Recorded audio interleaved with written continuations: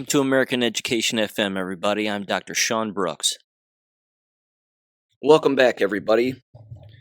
All right, I tell you what, I've got a great deal of topics here, lots of different trains of thought and avenues to go down. I just kind of briefly want to start off with this. I know that there's a lot going on geopolitically, and I just wanted people to know that I do pay attention to that kind of stuff, that even though I may not bring it up here on the show all of the time, I certainly am paying attention to it. The stuff in Sudan is very interesting. This, of course, is a giant manufactured taking of sides in a war that's going on, of course, behind the scenes. Plenty of people dying, lots of biological weapons now involved. And yeah, I mean, it's just going to get really, really interesting going forward because we know that the powers that be and the enemy have a lot of, I don't want to use the word distractions, but they have a lot of intentional things that they still have planned for us. And I don't think it's going to be a good thing, but hopefully there are some good guys there behind the scenes doing what they can to prevent particular things from occurring.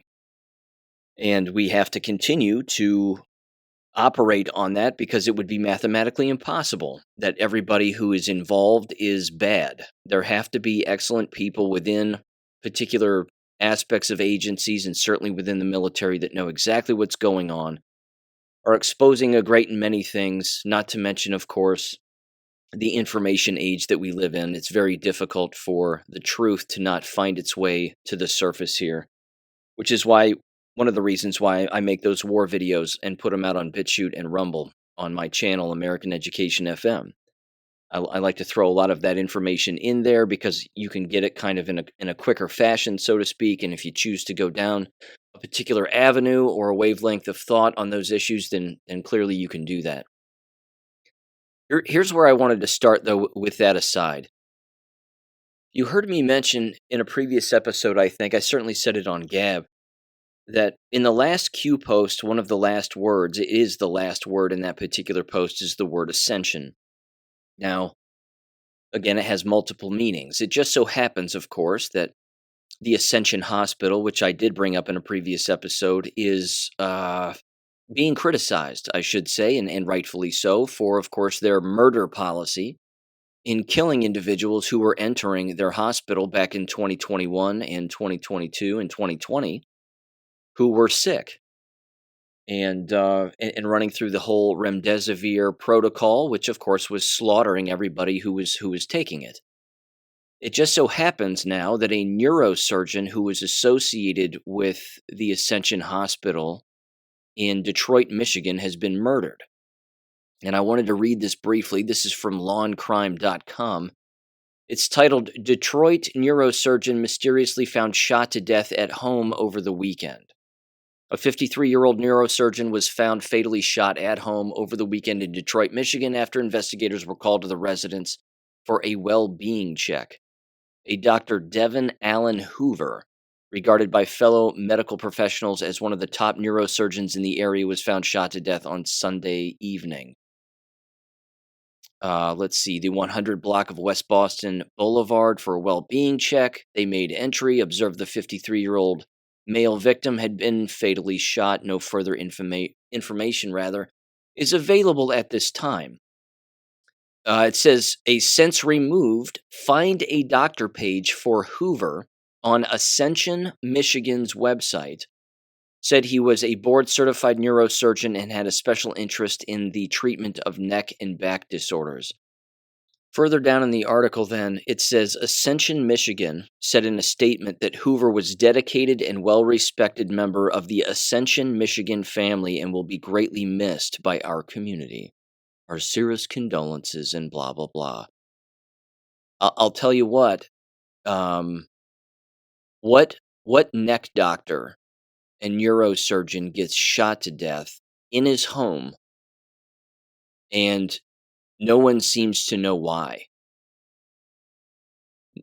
There are no clues around. This seems suspicious. Is it possible it was just a break-in from a hoodlum and, doing whatever it is that they do? Probably. I mean, that could be the case. But is it possible that this is a hit of some kind? I don't know. Again, I watch Amazing Polly with regularity. I never miss a show of hers.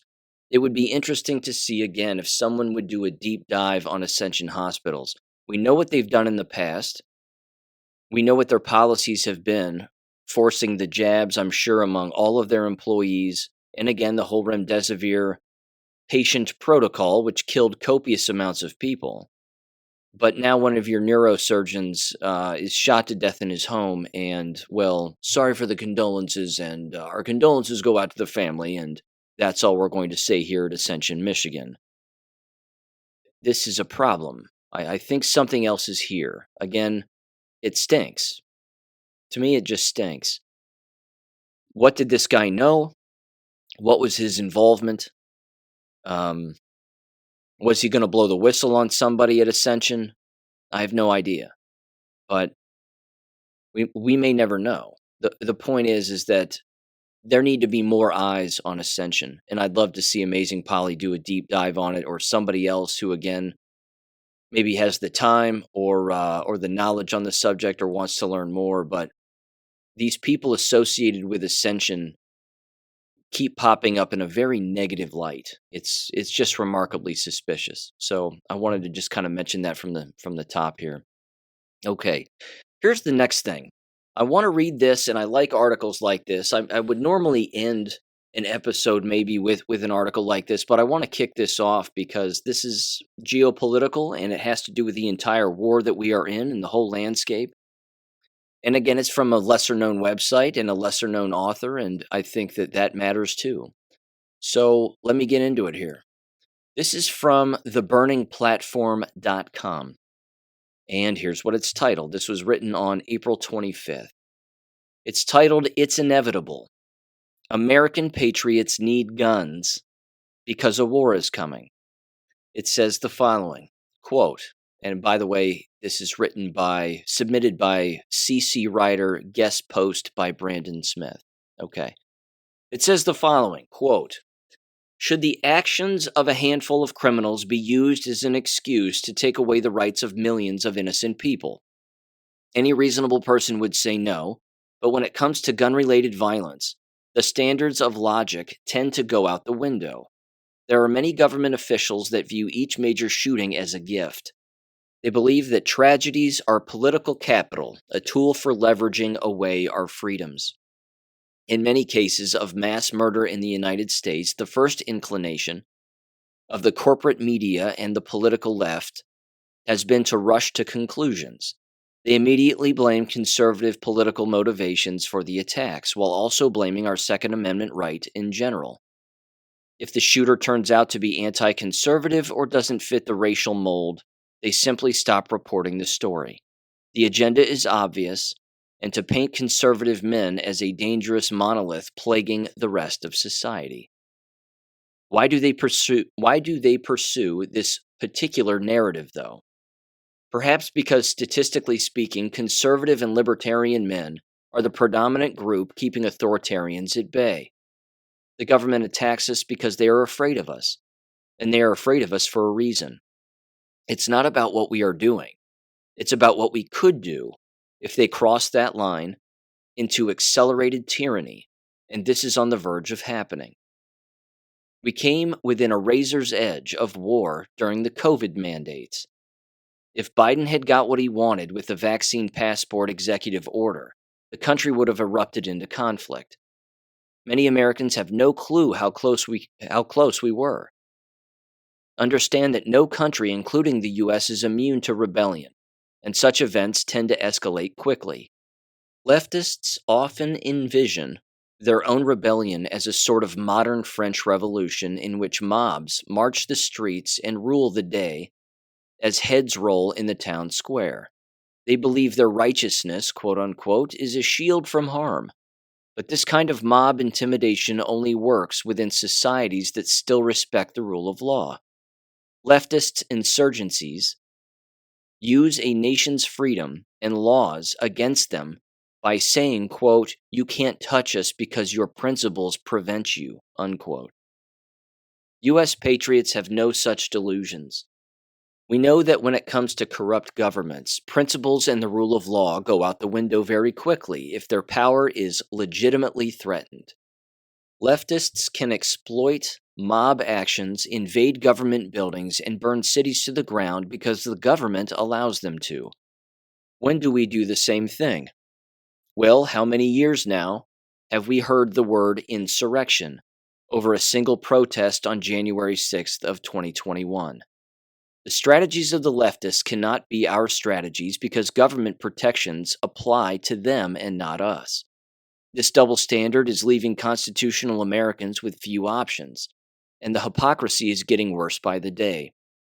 As I write this, Joe Biden is calling for an assault weapons ban over a shooting perpetuated by a transgender lunatic acting on her political motivations. Of course, joke is on the writer. That didn't happen. This, too, of course, is one of the things that William Cooper talked about with regularity. All they have to do is fake these shootings. That's all they have to do. All they have to do is fake them.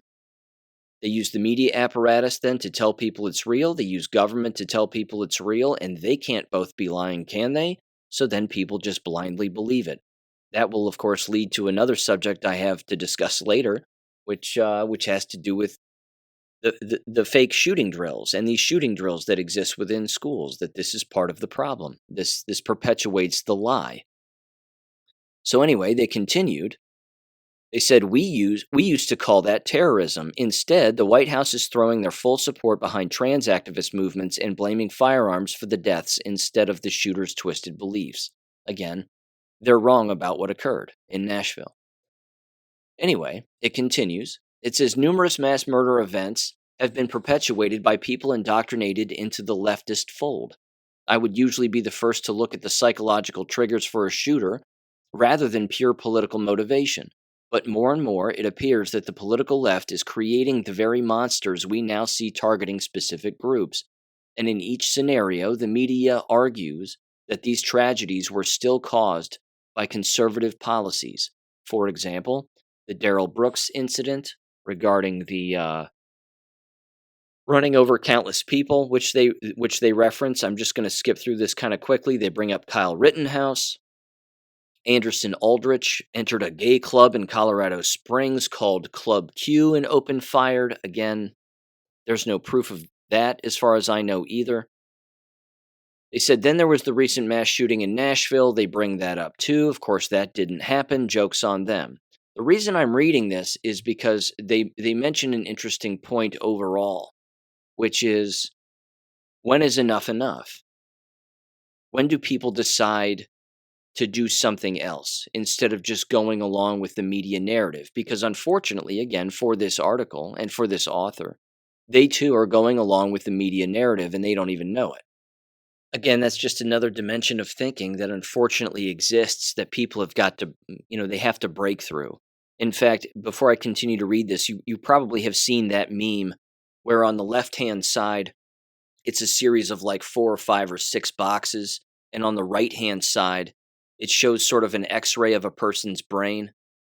It's very small in the one that's in the upper right-hand corner, and then the next one, their brain is bigger and it has more electricity flowing through it, and then the next one is even bigger, and you can see the person ascending mentally as particular messages, of course, are right next to the picture of the brain on the left-hand side. The dimension that people have got to reach is that even in an article like this, again, the person's well-intended and they raise excellent points by, of course, highlighting the media enemy and the political enemies that exist on both sides. But the dimension that people have to reach is that many of these attacks, quote unquote, are manufactured, that they, again, just do not happen, and that manipulation on its own is a tactic that is consistently used in order to get people to do things that government wants them to do.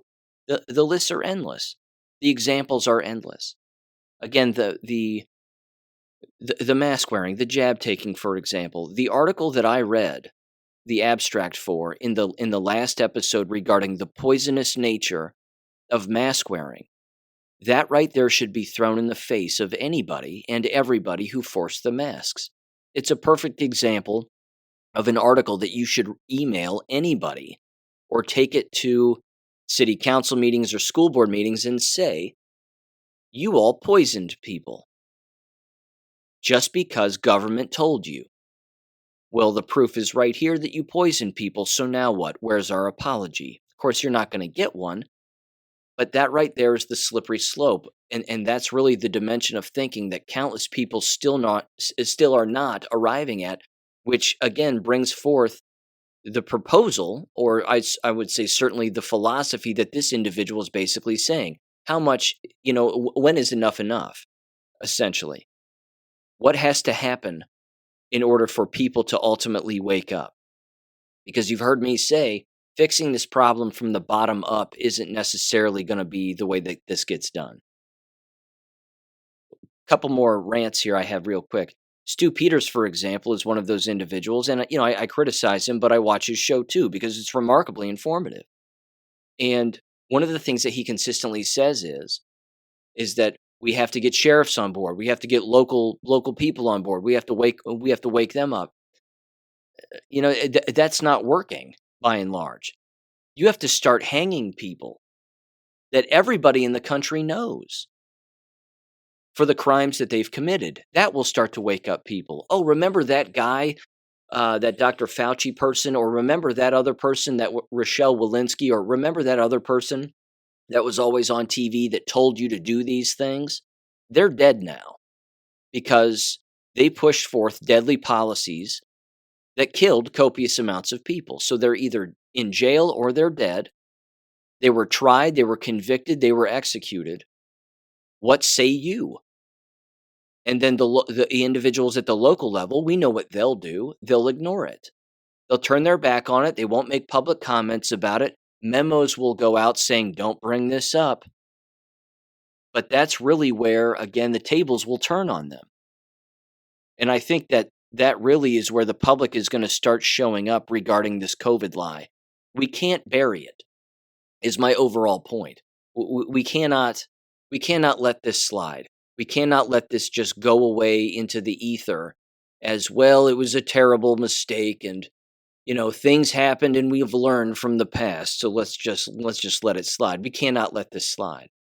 And I think that's what this individual is saying.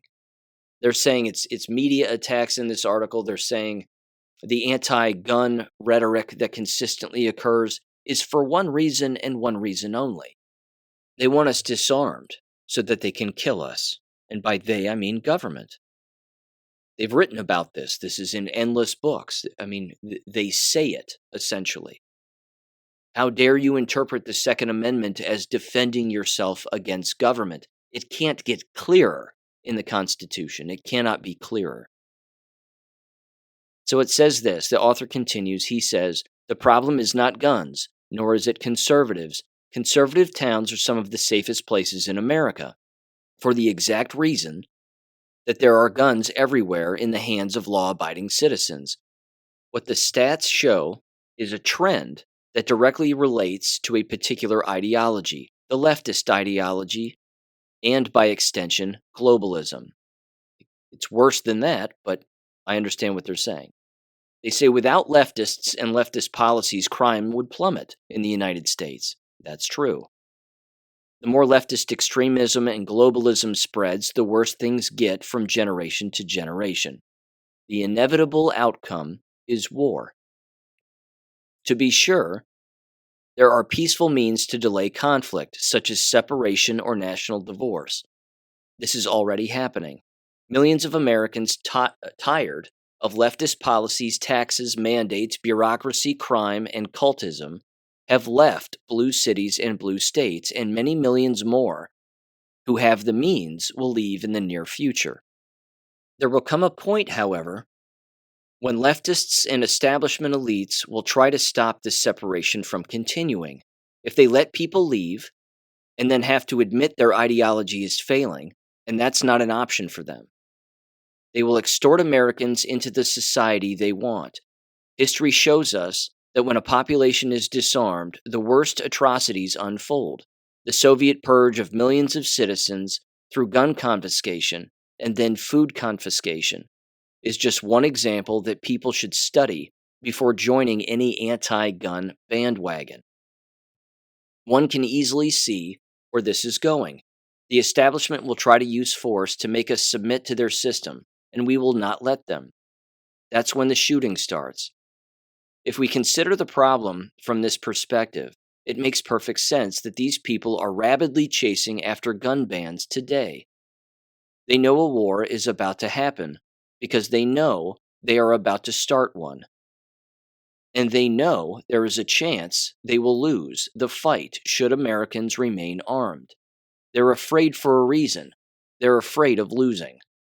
Unquote. And he's 100% right, I think. Again, he's wrong when he says that conservatives aren't the problem. They most certainly are the problem. And they're the problem too because it's just a title. Conservative, again, allegedly means that they are conservative with money. So they think. Or that they are conservative when it comes to government control. Again, they're two fingers on the exact same hand, as we know, all political parties.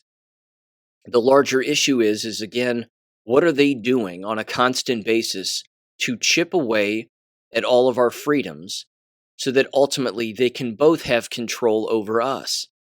That's really all they're doing, in my opinion, regarding both political sides. They're consistently doing it. Again, red flag laws are one example. And then, of course, there's the most recent law that Governor DeSantis has signed in Florida, which is now you're not allowed to produce, I should say, any documentation of any kind on private property or distribute it on private property that brings about anti-Semitism or fear or any perceived threat of harm. You see, it only needs to be a perception now. Now we're down to people's feelings. If someone's feelings get hurt or someone is misinterpreting facts and they view it as a personal attack or a slight to someone or a group of people, that's now illegal in the state of Florida. It seems like it's completely illegal, frankly, that passing such a bill would be completely illegal. Because again, they're making education illegal, in essence. If they're saying that a person or a group of people are holding particular positions and are behind particular agendas, why is that illegal? Why is distributing such information illegal? Take the anti-Semitism, I'm using finger quotes because that's a made-up phrase, by Wilhelm Marr, if you're interested in looking him up. He created the phrase and then, got mad that he lost his job and said, well, it was because I was Jewish. And then all of a sudden he started writing about it and he perpetuated the use of the term, which I believe was created by a mentor of his, someone that he looked up to who was older than him. Point is it's completely made up. But if the tables are turned in another way, when does that become an issue? When does that become illegal? If someone brings up any other race and statistics associated with any other race, is that now going to be something that's going to be passed in the Florida House, the Florida Senate, and then signed by DeSantis in Jerusalem like this last one was? Then what? How about gun violence crimes and gun violence flyers? And those flyers start finding their way on the front porches of individuals' houses. Then what? I don't even like the phrase gun violence. There's no such thing. There's just people who use guns in crimes. What about hammer violence? What about knife violence? All of these all of these particular slogans that are used. What if all of this shows up in the form of a flyer and then finds its way on a front porch of an individual in order to educate said individual? That's not a crime. They're criminalizing free speech one step at a time. It's conservatives, quote unquote, and Democrats, quote unquote, but more importantly, it's the Satanists who control both of them. It's the funders, it's the money holders, it's the money lenders. These are the people that are perpetuating all of these crimes and making these inroads. And they're making these inroads again without having to fire a shot. That's exactly what Lenin said. Same thing. Same approach. So it is a conservative problem, to wrap up that article. It is. And there's another larger problem, which actually ties directly into this next thing that I wanted to bring up, which is Amazing Polly's last video. Her last video is exquisite, and you need to go watch it. I highly recommend it. In fact, everybody should watch it. She breaks down the connections between the conservative Inc. crowd and where they get their funding and where they get their money, and how they are arguably one of the largest snakes that exists in this entire media apparatus. They're all connected, and they're not in it to really point the finger at who's really to blame or bring up the real issues and the real problems. They are there to just perpetuate the talking points and then scream at the top of their lungs that they are the alternative to Fox News. We're not the mainstream media. We're not Fox News. Yes, we go on their programs and their shows, although we might go on them less and less as time goes on now that Tucker's not on anymore. Boo-hoo. But come and listen to us because we're the ones that have the answers to all your problems. They are the enemy. And Polly brings this up exquisitely. And she's right. They are. I saw the other day again, Candace Owens has her own talk show and sort of her own, I sit at a table and I say things that I want and blah, blah, blah. The things that she brings up are not important in the slightest. She doesn't bring up anything of any substance. But she makes money hand over fist. Why? She used to be a staunch Democrat. She used to attack white people constantly before she was allegedly red-pilled.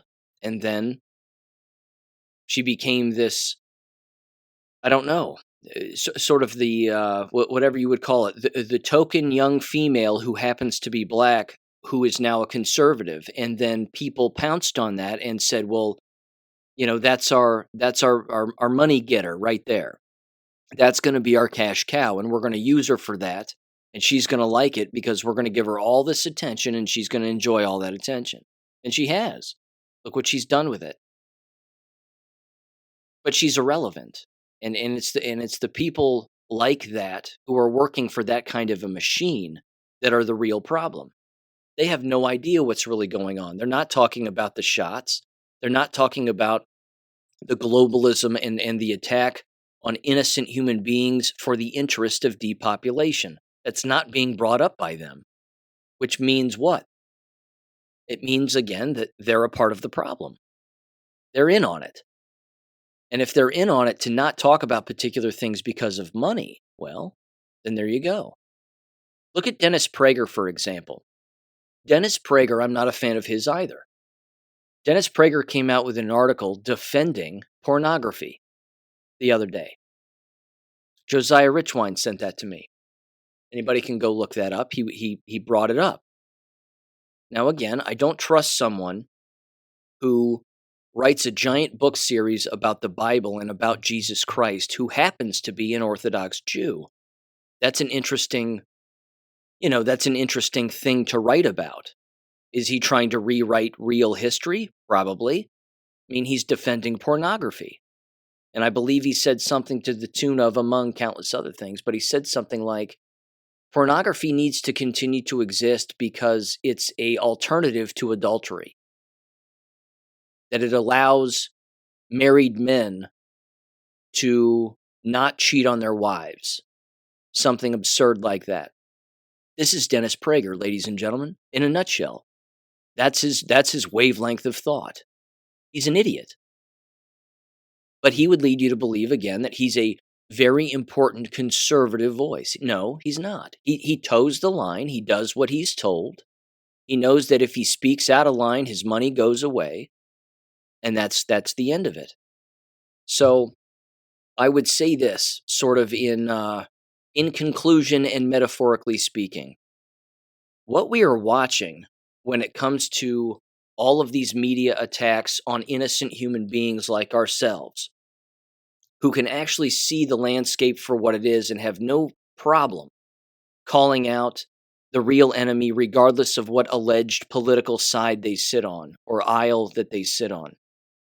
Essentially, just imagine a scale that's in front of you, not one that you stand on, but one of those weighted scales where you're weighing something out and it tips in one side or it tips the other way. On one side of the scale, you have the conservative ink agenda and all of that. They're claiming that they're on the right side of history and they have it figured out and follow us because we know what's going on and we protect America and we're conservatives and blah, blah, blah. And on the right side of the scale, you have, of course, the Bolsheviks and the Marxists and all of them and what they do, which is complete destruction, of course, of themselves and then everybody else because, as you know, they want everybody to be as miserable as they are. The problem is the scale. Yes, it's both groups of individuals that are on it, but they're controlling the messages with these scales. And people are just looking at it and believing it and playing that scale game, that back and forth game. I think that continues to be a problem. Because again, let me use Florida as a quick example just to wrap up and bring this right into education. This is from Natural News. I'm just going to read the title. It's titled, Florida Law Limits Instruction on Gender Identity and Sexual Orientation Indoctrination in Public Schools. And then, on the other hand, you have Ron DeSantis signing a law that says you cannot throw flyers that inform people about certain individuals and groups of people and their ties to one another from your automobile or in a baggie onto a person's lawn as, again, information or a leaflet or awareness of some issue that you're not allowed to do that because, quote unquote, if it happens to do with anyone who's Jewish, then it's anti-Semitic and we can't stand for that because it's a borderline, quote unquote, hate crime. This is the scale that I'm talking about. They do that on one end as conservatives, but then on another end on conservatives, they do something like this. Limiting instruction in the classroom about gender identity. Well, what's the limits? What are the particular limits? My point is, too, is it's all a game. They give a little to some people, and then they take a lot from others. Now, someone would argue and say, well, Sean, talking about gender identity and sexual orientation in the classroom is free speech, too, and that should be allowed. No, it shouldn't be. Look where it's gotten us. That's the slippery slope within that environment regarding children. And both sides of the political aisle are allowing it to take place because it could be eliminated overnight, couldn't it? But it isn't. These are issues and problems that could be eliminated by the so-called conservatives in an instant, but it won't be. It'll be drug out as long as it has to in order to infect as many people as humanly possible with these terrible ideologies and these perverse and degenerate ways of thinking, and normalized as much as possible, just like Dennis Prager. So it ties directly back into the article that I just read. Because again, when is enough enough? When are the people of this country going to figure out that this is a slow, methodical strategy to kill us, to disarm us, to isolate us, 15-minute cities, all that stuff, destroying food plants, raising prices, all of these are giant intentionals. And they're all giant intentionals designed for the purpose of depopulation. When is enough going to be enough? When is the line going to be crossed where something else happens? I don't necessarily know what that something else is, but it has to be, as you've heard me say in the past, and it's been said before by countless individuals, it's an unprecedented time. And an unprecedented time has to require an unprecedented result and an unprecedented action. I don't know what that's going to be. I have no idea. But it can't be the same old, same old. We can't keep kicking this can down the road with conservative ink taking advantage of people and then the Bolsheviks over here ruining people. Both sides are ruining people. And countless people are being tricked by both sides on a constant basis because they all think that they're on the right side of history and they're both wrong. This is where it ties directly into education. Take the topic of education now, in particular in the media. What's the one thing that the media always does when it comes to the topic of education? They sensationalize it, don't they? They always sensationalize it. They never provide any solution. You'll never see homeschoolers talking about homeschooling on the mainstream media. Why? Because sensationalizing the degeneracy of American K 12 education. Again, imagine the scale. For example, on one side, they have to sensationalize all that degeneracy and all that illegality, and what's wrong with our schools. And they have all these segments on these news channels talking about how broken the school system is. And yet, on the other side of the scale, they have to do whatever they can do to balance the scale and keep whatever education stories on the other side of the proverbial scale as much as they can, because if they stop sensationalizing some of the illegality and some of the degeneracy within education, they'll lose money. Imagine a media outlet never being able to bring up an American public school story ever again on their news channels. They'll lose money. They'll lose viewership. They have to maintain that. Which means, what do they have to maintain? They have to maintain the American public school system.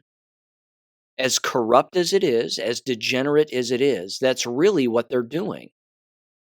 Yes, they are like the Fox Newses, for example. They are, when they bring up particular stories about degenerate things that occur in American education, they do convince people, whether it's intentional or unintentional, they are convincing people to go the other way, to leave the school system. Well, we interviewed an angry parent who sent their kid to school and something terrible happened. Well, what's your solution and blah, blah, blah. Well, thank you for being on and have a nice day. The station will never, the channel, Fox News or any of them, any of the other ones, they will never provide the solution to an audience, because that means that they have to stop talking about the very thing that they're profiting from. So what they're doing again is they're perpetuating the system and perpetuating these issues with these institutions. And then at the exact same time, bringing up the occasional positive thing that happens within these institutions to make it look like, oh, look, it's not everywhere. These institutions have to be saved. They have to be fixed. They have to be repaired. They can still exist. When in fact, the middle way and the 40,000-foot view look at things is that no, it all has to be destroyed. All of it. The education system, the media apparatus, all of it. It's all designed to program people to keep them in the pigeonholes that they are in and to never get out. We'll talk about some good things in education, and then we'll talk about some bad things in education. We'll talk about some good things over here and some bad things over here. That's the scale. That's the constant back and forth, the up and down. They have to maintain that as much as they can. Because again, that's the invisible prison. That's the invisible prison. The scale needs to be tipped over. It needs to be destroyed, and it can never come back. I have endless examples here that I want to read to you as to why education cannot be fixed. You cannot fix this. The business of education would never allow someone like me to be a school building principal. The business of education doesn't even want me to have a license to teach school anymore. So think about that one. They don't even want people who know the truth to work within the business because, again, that disrupts their entire illusion. What other explanation is there? You heard me say in the last episode that not playing ball, as far as these organizations, companies, certainly the field of education is concerned, that if you don't play ball, that means that you're telling the truth. If you don't play ball, that means you're not as dumb as the other people who work in the environment. You can't have someone who works in those environments who's smarter than other people And you certainly can't have someone who is in charge, like a school building principal, or I should say, the perception of being in charge. You can't have that individual really saying what needs to be said and really doing what needs to be done in order to fix the real problems, because the entire apparatus is set up to maintain the illusion. Teachers' unions, school boards, superintendents, HR departments, so on and so forth. It's like this in every corporation. Same thing. They have to maintain the illusion, which is really the control over the people who attend. And if somebody shows up within that environment and attempts, even in the slightest, to try to convince people that they've been brainwashed, they're going to be shown the door as quickly as anybody. Which leads me to this. I have to read this to you. This was sent to me by a friend of mine who works in the local school district here in this town where I live. And they sent me the professional development schedule for their school that apparently is supposed to take place on May 2nd. And I want to read this here because this right here is further proof that these individuals putting this together have no idea what is going on in the world. They have no idea that the very things that they perpetuate are the problem. They have no idea that these things that they're proposing within this very professional development, so they say, is why education is the butt of the joke. They aren't learning. The irony. The irony of people not learning in an education environment. And yet this right here is the professional development that they are offering. It's embarrassing. It's remarkably problematic, which again is why this business cannot be saved. It can't be renovated. You can't put new paint on the walls, nothing. It has to go. It has to go. It has to cease to exist. They start off, the school principal starts off the email by saying, "Good morning, family." I don't know about any of you, but I always hated that. When a boss or someone who is allegedly in charge of a particular area or a group or a manager or whoever it is, in this particular case, of course, a principal of a high school, starts off the email rather with the use of the word family. It's the perception of everybody being on the same page. Reality couldn't be further from the truth. There's no way that everybody in this environment agrees with one another. That's impossible. But they do it because, again, they think as managers, and I don't know where they read this, that everybody in these environments all needs to be on the same page all of the time. Ladies and gentlemen, that's communism. That's communism. And when I worked in the school business, I did not consider those individuals family. I had acquaintances. I had a few friends, very few friends, just a couple of acquaintances outside of that, and then people I happened to work with, and then people I didn't like. That was basic, and people I stayed away from. That was basically sort of the order of operations there. But you've got to listen to this professional development because it's sad. And again, they're not learning. Huge mistakes are being made here, and they don't even know it. It says the following: please complete the survey by the end of the workday on Thursday so that I can communicate with our speakers and plan for room locations for the afternoon that they're going to do this. It says, here are the session summaries. The first one, ChatGPT are going to give a presentation about the AI systems. Now listen to this description. Dr. Heidi McKee from Miami University will be here to provide information about the use of artificial intelligence in academic settings. Participants will use the free version of ChatGPT to understand how LLMs work, discuss ways to AI-proof assignments, seek ways to integrate AI, and understand the implications for academic integrity. There will be time for discussion and working with the AI to see ways assignments and academic integrity policies might need to be adapted. And there are 2 sessions of that, each an hour long. So They're bringing in someone from the university level to talk about the problems with AI regarding assignments and plagiarism and all of that. Makes sense. But then there's a part of the assignment or a part of the professional development that seeks ways to integrate AI into the classroom. Which is it?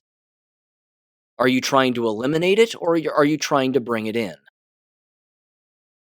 It can't be both. So, which is it? But we need a Miami University professor to explain this to everybody. It's outrageous. The next one, and you're going to like this. The next one is called Culturize. Using the book Culturize as a foundation, their principal will lead an interactive discussion for participants. The goal of this session will be to improve student-adult relationships in the classroom and building wide by engaging in key concepts from the book. And there are 2 sessions of that. Now, what is the book Culturize? As you might expect, too, this is probably one of those books that the district bought for all of their administrators and told all of their administrators to read. And then those administrators are forced to read it, create a lesson around it, or a professional development session around it, and then provide said professional development to the staff members who choose to receive it or don't choose to receive it, and it's just forced on them. You see, this is one of the sad parts also about American K12 administrators, is they typically don't read on their own, which means the books they do read are the ones that they're forced to read by the district. Do you think those books are going to be good books? Are they going to be books that tell the truth? Or are they going to be books that indoctrinate the ever-living hell out of them because that's the point? The book Culturize on Amazon here was written and published in November of 2017 by a Jimmy Cassis. It says the following. It's titled actually Culturize, Every Student, Every Day, Whatever It Takes. And it has the word culturize, which is not a real word, with all the rainbow colors plastered all over the front of the book, because, ladies and gentlemen, everything has to be gay. Honestly, we can't turn our heads without seeing rainbow colors on everything, can we? Okay. The description of the book on Amazon says the following. Eradicate average, it says. Culturize your school. Average schools don't inspire greatness. The greatness is what our world needs if we are going to produce world-changing learners. In Culturize, author and education leader Jimmy Cassis shares insights into what it takes to cultivate a community of learners who embody the innately human traits our world desperately needs, such as kindness, honesty, and compassion. His stories reveal how these soft skills, quote unquote, can be honed while meeting and exceeding academic standards of 21st century learning. I'm going to continue here for a second, but what Jimmy apparently doesn't understand is that in 2017, we were already 17 years into the 21st century, and here we are now 23 years into the 21st century, and these dopes continue to use that buzzword phrase in education. 21st century learning, 21st century standards, 21st century blah, blah, blah. It's awful. Just more indoctrination. They say it so often they don't even hear themselves. It continues, I digress. It says, you'll learn how to reach those who seem unreachable. What to do when students disengage or drop out of school, how to ensure your learners feel cared for and empowered, and how to create an environment where all learners are challenged and inspired to be their best. Unquote. Now, the table of contents of this book, Chapter 1 is titled Just Talk to Me. Chapter 2 is titled Core Principle 1, Champion for Students. Chapter 3, Core Principle 2, Expect Excellence. Chapter 4, Carry the Banner. Chapter 5, Be a Merchant of Hope. And Chapter 6, It's Your Choice. I got to tell you, this is certainly one of those books that would find its way into a teacher education department and be used to indoctrinate the people who work within. Nothing here has anything to do, for example, with Charlotte Mason and her philosophies on not just homeschooling, but education. You'll never even hear Charlotte Mason's name in a professional development session in an American K-12 school. It'll never exist. You get these guys. You get these beta males writing these books, talking about how everybody's a leader. That's one of the subchapters here. Everyone's a leader. Great leaders inspire greatness, go beyond technical excellence, eyes on culture. The 4 core principles for positive school culture. Not everybody's a leader. It doesn't work that way. Not everybody's born to be one. Don't force the issue. That's the problem. It's communism. All of this is communism. Get a load of chapter 3. Expect excellence is what it's titled. Core principle 2, expect excellence. Leaders don't need a title. Leaders build capacity. Leaders do the simple things. Eyes on Culture by Jennifer McDaniel. Leaders aren't afraid to say no. Leaders don't say gotcha. Again, who is this book for? If you say no as an educator, you're gone. You're fired. Who is he talking to? Who is his audience? This is one of those wolves in sheep's clothing thing too. This is being used to justify the stances that administrators take within school buildings. It's disgusting. So that's that's the culturized book session of their professional development. Here's the next one. Miami University, Diversity, Equity, and Inclusion. It says Dasha Wood will be on hand to offer classroom strategies, tools for your tool belt, quote unquote. I just threw up in my mouth reading that. Tools for your tool belt. For adults as they engage with diversity, equity, and inclusion at the high school level. This is designed to be a practical expansion of the concept shared last year. Oh, so you've done this before. Great. It must have been so effective they invited you back. Let's make everything gay. That'll improve the environment. How's that going so far? The next one, graduation requirements. The school counselors will review current graduation requirements for our students, including an explanation of strategies used to support students not meeting competency requirements, and there are 2 sessions of that. Then there's 2 more, ladies and gentlemen, and you can't make these up. These 2 are equally, if not more, hilarious. The second to last one is titled Trail Cleanup. It says this person's name, I'll leave their name out, will lead a team into the trail behind the athletic facility for clearing and cleanup. This may include branch removal. What is happening? One of the professional developments is picking up trash and landscaping. This may include branch removal, etc. You can opt into the full 2 hours and work for an hour at 1 p.m. or 2 p.m. only in order to attend a 3rd session.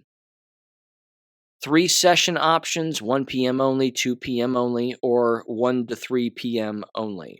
I don't know. Trash pickup.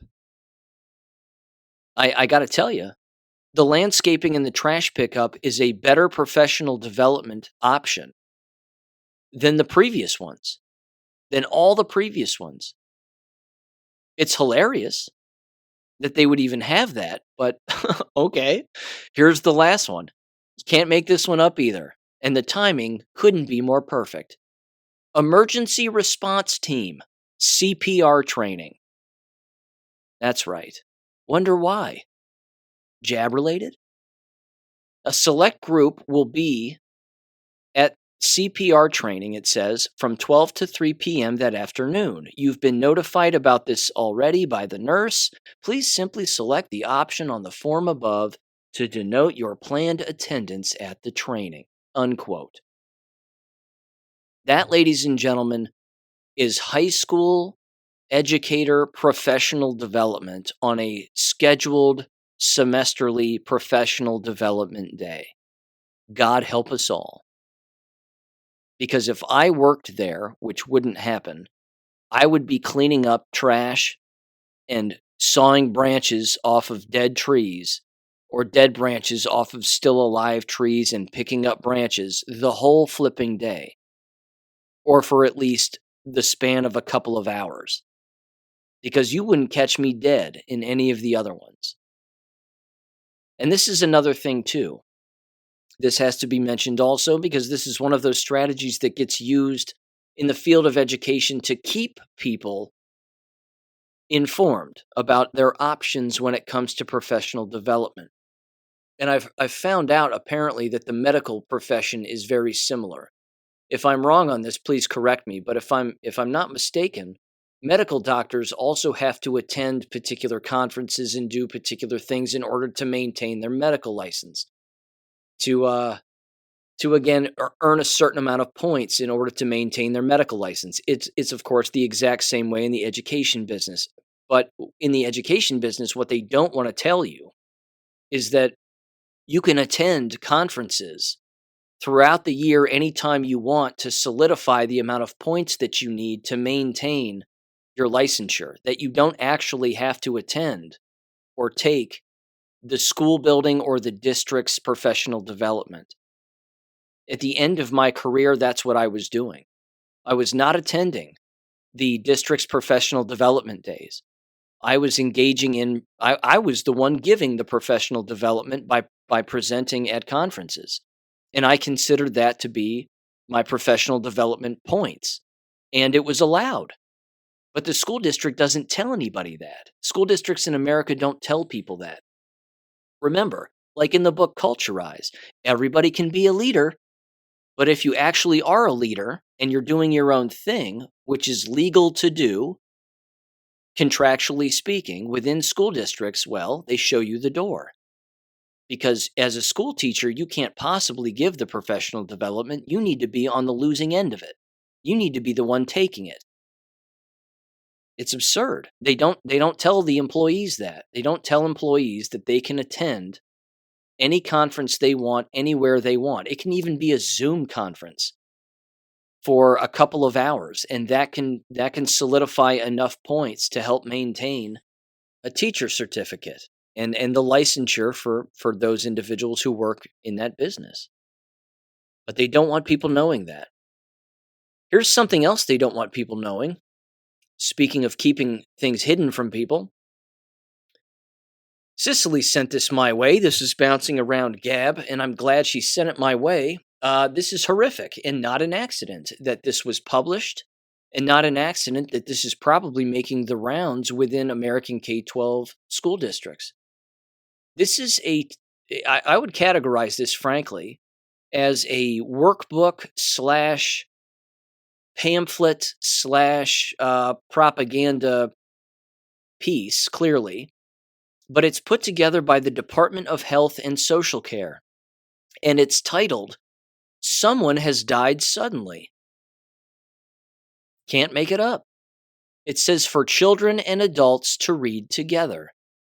And on the cover is a white girl who is an apparent teenager hugging a black or mixed race child who is younger as they both hug a bear at the exact same time.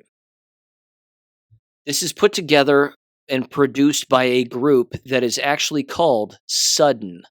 www.sudden.org. This is jacked up.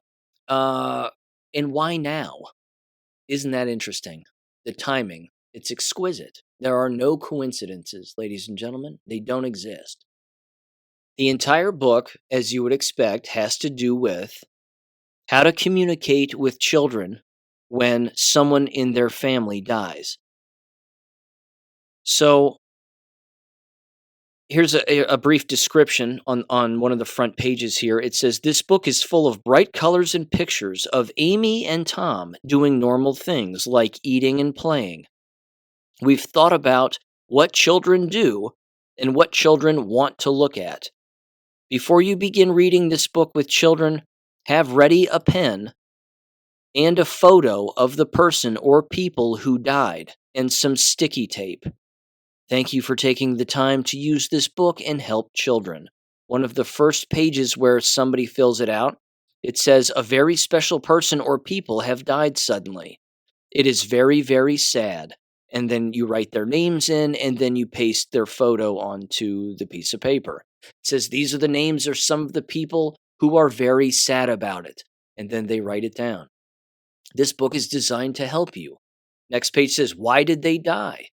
People die when their bodies are too badly injured or too sick to work anymore. Sometimes people who are dead look like they're asleep, but sadly they're not. Dead people can never wake up. It actually says that. It says that. When someone dies, they stop breathing forever. Their brain stops thinking and their body stops moving. Well, thank God a book explained it, because if a book didn't explain it, I wouldn't know what to say to anybody. Honestly, I don't believe it has happened. Sometimes it's hard to believe that someone is dead and you will never talk to them in the same way again. This is because it's a terrible shock. No one knew they were going to die suddenly. No one expected it to happen. Why died suddenly? As you heard me say in the past regarding all of the media headlines, why would they use that title? The next one says, the next page, this is just awful. The next page says, "It's all about shock. Shock is the nasty feeling that we get from the first minutes, hours, and days when we are told something horrible." It says, "Being told that someone is dead is very, very horrible. So the shock can be really bad." And it, I don't know, provides suggestions on particular things to do. The book is insane. It's 44 pages long. But this right here, not an accident, died suddenly, ladies and gentlemen. The workbook for all the school-aged children who are going to be experiencing copious amounts of loss within their own families and among their school teachers. We're not going to explain to anybody why that's the case, but it's just going to happen because, well, people dying suddenly who are perfectly healthy is a normal phenomenon. Whatever you do, don't look into the timing of the publication of the book nor the application within the school environment, because we assure you none of them are connected. It has nothing to do with the COVID shots. It has nothing to do with COVID. This is just the normalization of normal things that happen, and death is just one of those things that consistently happens on a constant basis. And watching your own classmates fall face first in gym class and clutch their chest because they're having a heart attack is completely normal. So, good thing for you, we will have that workbook on hand for everybody to fill out. Honestly, what is wrong with these people? They're the worst. This is not a business that can be fixed. They are too far gone. They believe too many things that are not real. It's disgusting.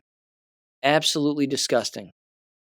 Okay, jab-related things. I have two subjects very quickly, and then I'm going to wrap this up. Has anybody been paying attention to what's happening on cruise ships regarding the jabs? I have two quick stories. I heard one story from a family member, from a friend of theirs, and they said that they were on a cruise, God knows why. I'm not a cruise guy. I've never been on one, but I have no inclination to ever be on a cruise. They just don't seem like fun at all. I'd rather go on an adventure some other place rather than, floating around with a bunch of strangers. It seems odd, but that's just me. Anyway, apparently the cruise ship that the friend of the family member was on, something like a quarter of them, I'm going to get these numbers wrong, but you'll see where this is going. A quarter of them tested positive for COVID, and some of them got sick. And then they had to quarantine those individuals in their own room on a cruise ship, and they weren't allowed to go. And they weren't allowed to go anywhere and weren't allowed to leave. They brought them food and drink inside of their room, but they weren't allowed to, do the things you do on cruise ships, apparently. Shortly after, approximately half of the cruise ship ended up getting sick, and then 75% of the cruise ship ended up getting sick, which means they were all quarantined, quote unquote, or locked in their own cabins, not allowed to leave for the entire trip. It's a nightmare. It's basically just a prison boat. It turned into some vacation boat into a prison boat in the blink of an eye. So that's a thing that's constantly happening on cruise ships. We of course know why. It's the jabbed, and they're shedding on everybody all of the time, and they have no idea. They'll just never figure this out. That electromagnetism is why people become ill, and of course poisoning yourself. The next cruise related story happened off of the coast of Tahiti, if I'm not mistaken, from a cruise line from Australia to Hawaii, and they were cruising as they do on a cruise, and apparently during one of the presentations that was taking place on the cruise ship, one of the individuals in attendance fell over and dropped dead, just like that. Probably jabbed. And then later on, moments later, apparently, the partner of the person who fell dead jabbed in the middle of the presentation that was being given threw themselves off of the boat. So we had most likely a jab-related death and then a suicide shortly after. What a nightmare. What an absolute nightmare. And I bring that up because there is a rather unfortunate aspect of all of this that is taking place, of course, which is when you have jabbed individuals who are related and one of them passes away, seemingly from the jabs, whether the individual knows it or not, the grief that must be felt by the other individual in the relationship or within the family can, of course, be unbearable. Apparently for this individual, to the point where they threw themselves off of the cruise ship and the Coast Guard was in the process of looking for them. Now, I've been on an airplane between Hawaii and Australia, and I can tell you there's nothing around. And I mean nothing. So there's a few things. You see the occasional mountain or island or what have you, but there really isn't a lot out there. So it's awful. I'm not trying to joke about it, but that's a thing. The cruise ship illnesses and apparently alleged suicides as a result is occurring. Here's the last thing I wanted to mention. This is from the WHO. This is another document that I came across the other day, and it's the date of it is April 14th of this year, and it's titled "Progress Reports: A Report by the Director General." There are a number of points here in the table of contents, and there's one that I want to specifically dive into because this is really the grand master plan when it comes to the medical profession and what they have lined up for all of us, allegedly. But let me read very quickly here through through their resolutions and through their table of contents of this particular progress report.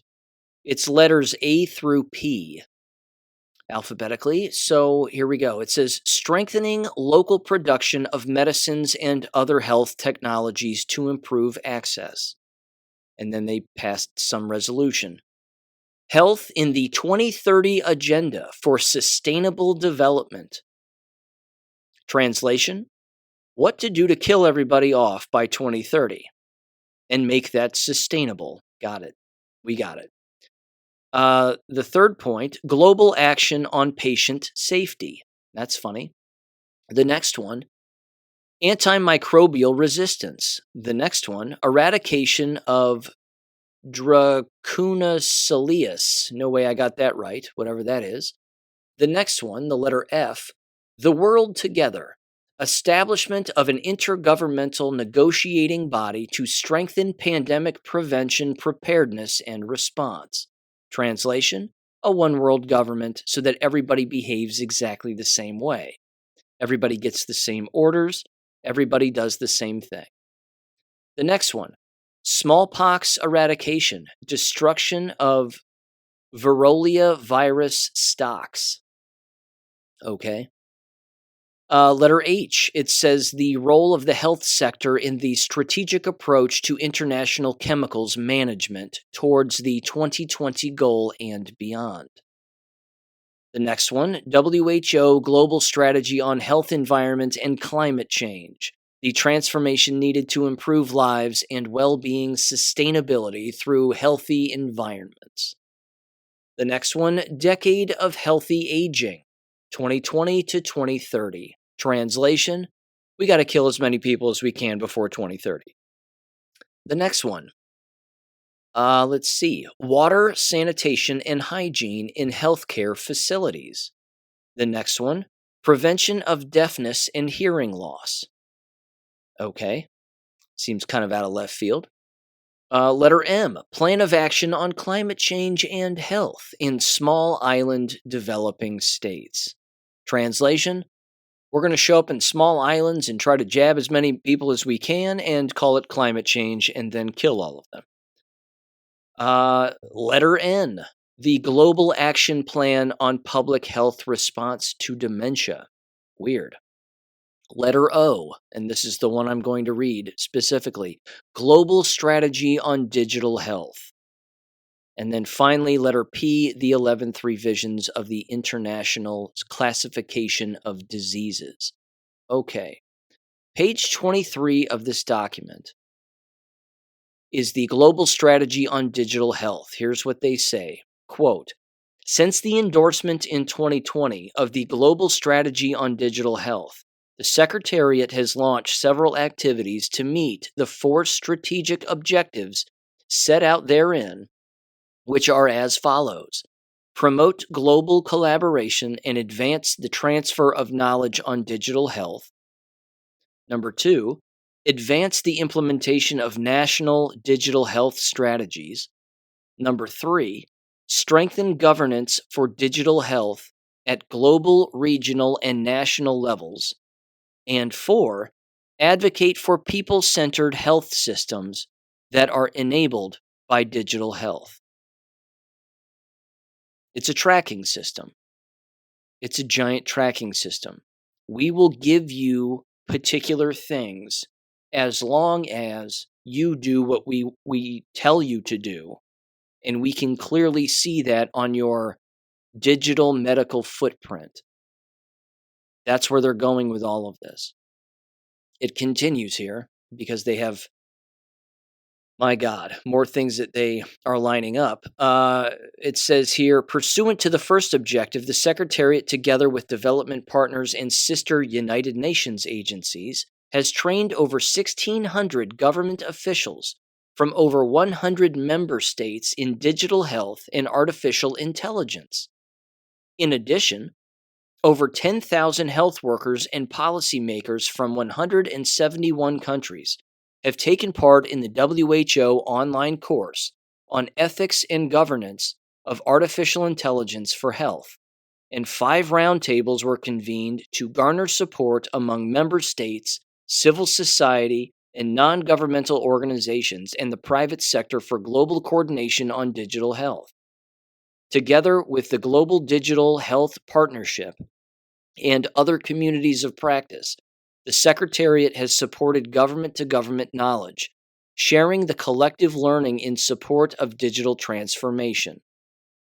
Good Lord. It says the ITU-WHO Focus Group on Artificial Intelligence for Health convenes over 100 stakeholders on a monthly basis to develop benchmarking on artificial intelligence for health. They're relying on their own pre-programmed computer system to provide you with the so-called solution to what ails you. This is why we have to leave this system. We have to leave it. We can't go to the hospital. We can't. We have to avoid it at all cost because these people want us dead. And they want computers making the decisions for us, which means they're getting rid of nurses also. They have to. The nurses are just going to become administrators of artificial intelligence. It's kind of already that way. Doctors and nurses reading emails and then just doing what the emails say. It's kind of the same thing.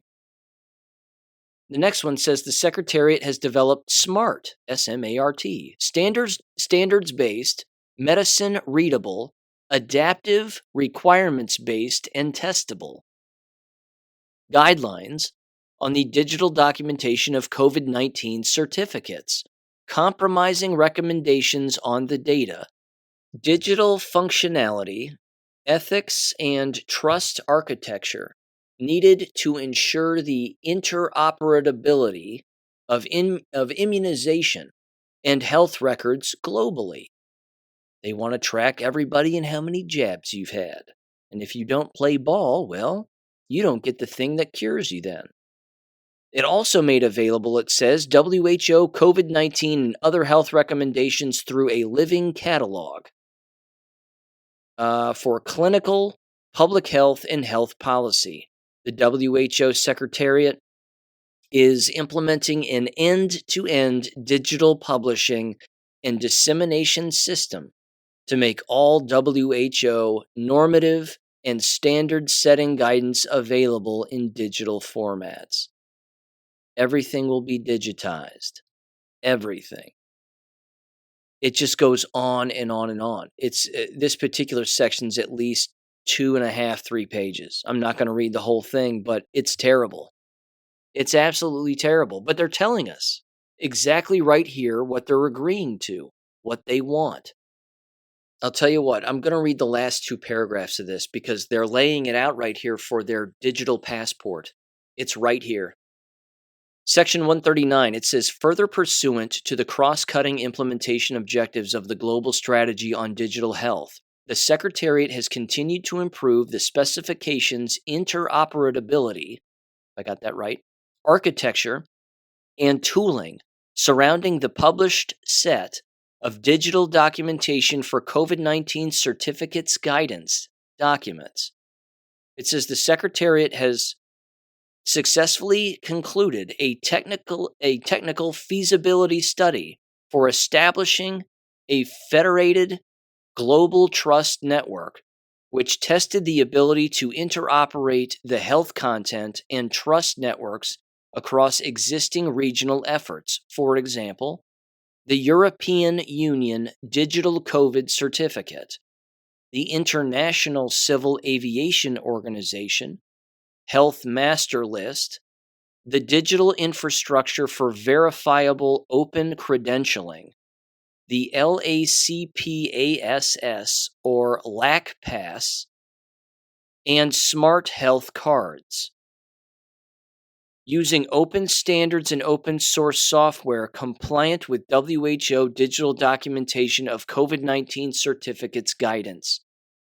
Based on the foregoing, WHO is planning to establish and serve as a trust anchor for a voluntary trust network for a public key infrastructure which is intended to enable member states to continue to bilaterally ensure the veracity of COVID-19 certificates. Yikes. This is what they want. This is where they're going. I'm telling you, these people cannot be reasoned with. They can't be bought off. They can't be convinced otherwise. People like this have to be destroyed. It wraps up and it says the following, quote, between 2023 and 2025, the Secretariat will strengthen mechanisms for coordinated action and work to document progress on the actions set out in the global strategy, prioritizing member state needs. It will refocus on strengthening regional and country capacity for digital health, artificial intelligence, and innovation by developing normative products, governance and policy guidance, tools and resources, collaboration, and competency-based training and by curating digital public goods, including reference technologies, policies, and global trust architectures. I wonder what that means. Global trust architectures. Does that mean quarantine camps? Last sentence, it says the Secretariat will strengthen its internal system for the living and smart approaches, SMART, to ensure the new clinical guidance recommendations are up to date and that implementation is optimized to improve impact at country level, unquote. They want us dead. There's no way around it. They want us controlled and controlled and controlled and then dead. And they're telling us right here. They want a global digital health passport. That you can't go from point A to point B without having a medical digital passport, whether it be on a card or something else, but in their database. And that all of your information is shared among all of them. I mean, this kind of stuff is already happening, of course, in China. That if you're not compliant or the government doesn't like you or you've criticized the government, well, then you can't walk through the turnstile. You can't take your automobile from point A to point B or your bicycle from point A to point B. This is what the WHO is working on, and they're doing it with health. Again, if you're a healthy human being who never goes to a doctor or a hospital, this still applies to you. Because as we know and as I've read on the show, they're tracking the unjabbed. They know where we are. They know who we are. They know who's jabbed and unjabbed. And they're taking all of that information and they're studying it in an effort to control us. So they think. All it would take, ladies and gentlemen, is one bomb. That's it. One throw, one quick flyover from a military aircraft when all these WHO people are meeting together to kill the rest of us. And, all our problems are solved. All this goes away. It's unbelievable. But they're telling us, and it's right here in this document. So I'm going to put that document again at the bottom of the growing list of the government documents section that is ongoing there on my website, AmericanEducationFM.com. Check that out. And by the way, good news. Remember in the past when I was talking about how I lost all those jab articles and those mask-related articles? Joke's on me. Not only did I find it, but it was on the website the whole time. So I found it and I just moved it. Now it is under the medical documents section. And if memory serves, it's the second link that you can click on. So there's two sections where it'll say click here. And if you just read the description above it, right at the very top of the medical documents section, you'll see the two PDFs that exist. One of them is sort of the ongoing list that I'm building that includes articles from the show that I've read recently. And then the second document is a bunch of the older stuff, certainly from 2021. And I think some of them are from 2022 as well. But this WHO updated document here regarding their digital passports and digital medical control of everybody will be under the government documents tab. With that said, ladies and gentlemen, thank you very much for listening. I know there's lots of shows you can listen to. I know there are lots of shows out there you are listening to, but I appreciate your attention on this. I'm trying to bring you some of the more updated stuff on a constant basis as best I can. And there you have it. I'm trying. I just keep trying. But we're at war, and that's what we got to do. We got to keep trying. So with that said, I'll catch you on Monday. Peace. Thank you for listening to American Education FM. Make sure and check out AmericanEducationFM.com for more information. Take care and God bless.